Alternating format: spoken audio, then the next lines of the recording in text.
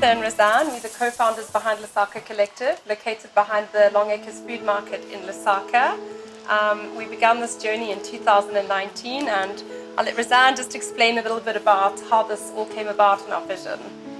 We opened our doors in April of 2019, and we are friends turned business partners. We were both in formal employment prior to this, and one night I woke up thinking I needed change in my life, and we actually also happened to be neighbors. And through those couple of years of being neighbors, we became friends, and I got to see Talitha's talents. She got to learn more about my talents. And we decided to join forces and start the Lusaka Collective. It was midnight one night when I couldn't sleep. Razan just popped in this little message, T, are you still awake? I was like, what is wrong? It's after 12, are you okay? I'm coming now. So she came over for tea, and we spoke about this vision that we wanted to create in Lusaka.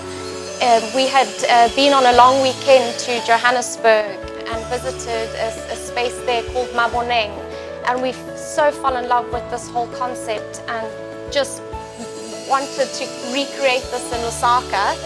And so I put the idea across to Talitha and said, are you in? And she said yes, and the very next day I went in and resigned, and we started this 3 months later, and here we are a year and a half on at the Lusaka Collective. We decided to go off the beaten track.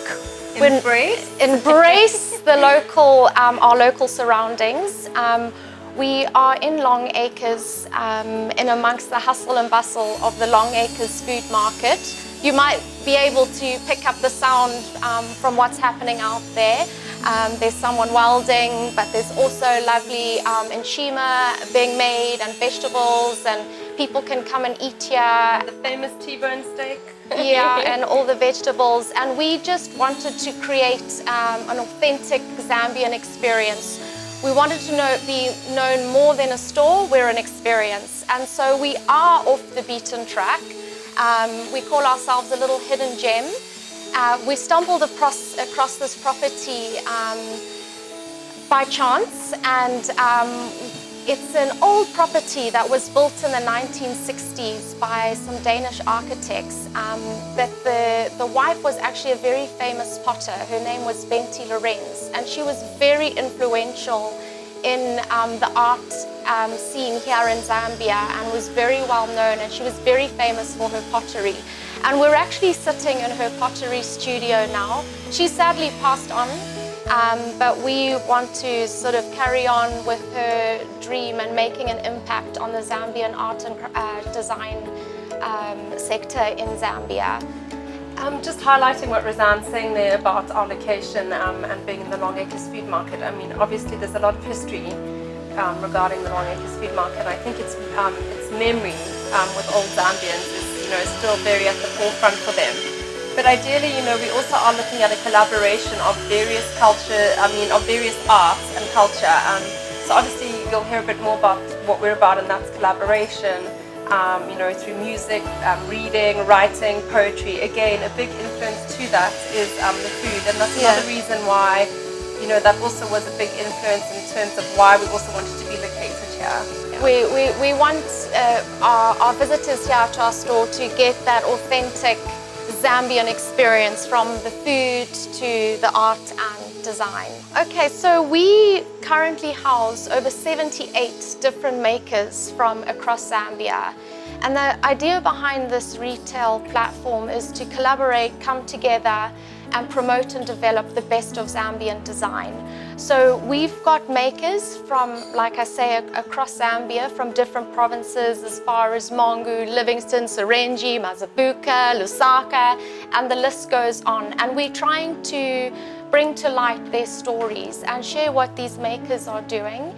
And Talitha works very closely with them in terms of helping with inspiration and design, but maybe you want to elaborate on that? So I mean, obviously, as Razan said, we're working with over 78 different vendors. Well, we'll call them makers and organizations, something very established and some which we refer to as the grassroots.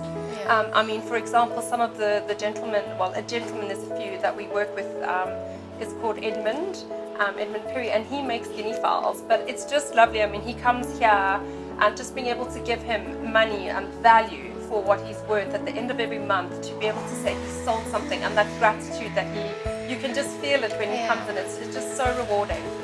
So we work with someone like Edmund. Edmund is actually, English doesn't come naturally to him, so we get a lot of help from Masunda and from Leonard to translate, who are very much a part of our team as well. So they play a big part in also being our translators and helping translate our ideas as well to them. So we've been working with Edmund since 2019. He's one of our first vendors or makers that we worked with. And then recently we've been able to get out and about in the field, which has been really, being able to go and see where people make their product and see how they live and hear their story firsthand has been really humbling. And recently, for example, one of the makers that we can talk about is an organization called Hope Africa, Hope Art Africa, and they are from Mongu, and their impact, or the purpose of their business, is to actually feed and house orphans. In particular, just really focus on the malnutrition, and I didn't realize how high that was in Mongu, and it's quite a dense area for malnutrition.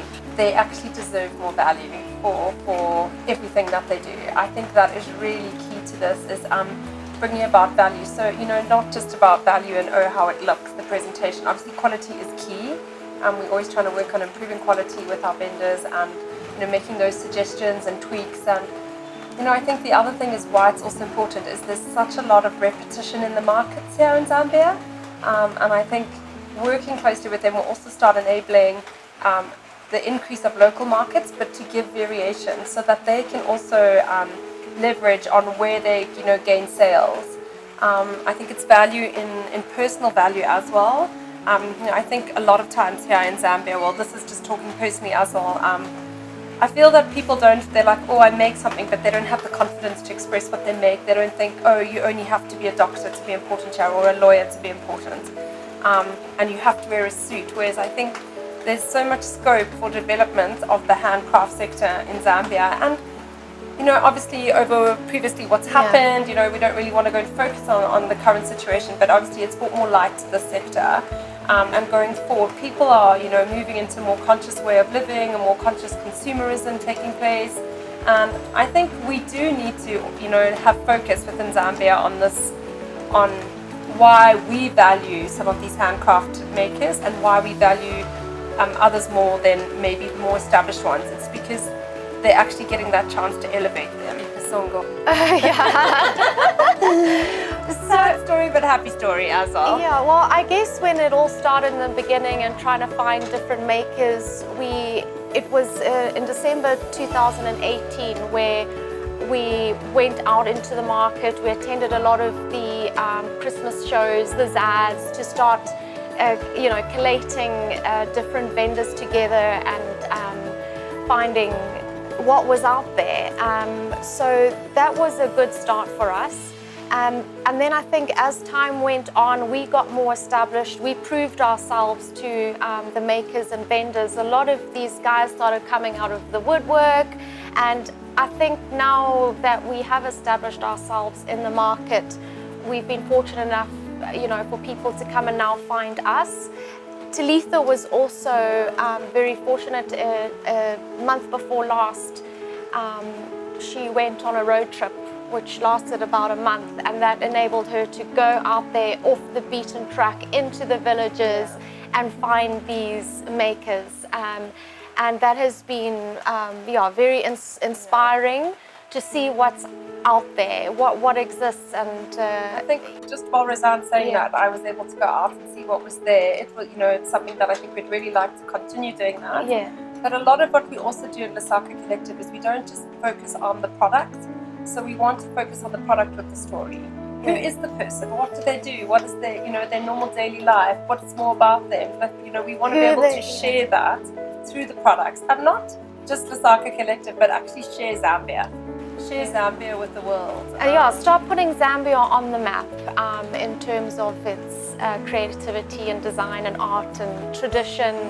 So also through people wandering through the Long Acres market, they've seen that they're making something, and some of the ladies who own restaurants have actually sent people through to us. Yeah.